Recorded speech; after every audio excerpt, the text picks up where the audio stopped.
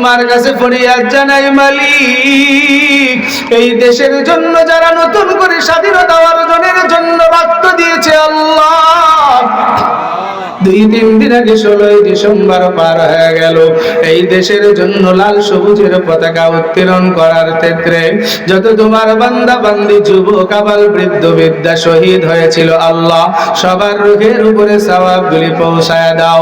বিশেষ করে ফেসিসকে খেদানোর ক্ষেত্রে বাংলাদেশ নতুন করে 24-এ আবার যারা স্বাধীন করেছে আল্লাহ, এদের ভিতরে যারা বুলেটের আঘাতে শহীদ হয়ে গেছে আল্লাহ, সবাইকে তুমি শহীদি মর্যাদা দিয়ে মাফ করে জান্নাতের ব্যবস্থা করে দাও। দুনিয়ায় যারা অসুস্থতা আছে আল্লাহ সুস্থতার নিয়ামত দাও।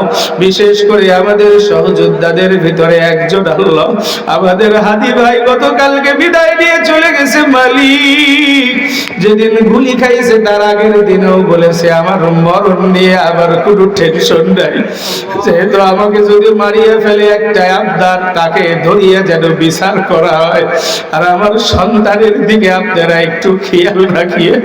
ও মালিক, আমার ভাই আজকে শহীদ হয়ে বিদায় হয়ে গেছে রে মালিক, ওই ভাইরাকে দিনের জন্য দেশের জন্য কবুল করিয়া নাও রব্বে কারীম। বিবি সন্তান আপনজনদেরকে সবরে জামিল ইখতিয়ারের তৌফিক দাও।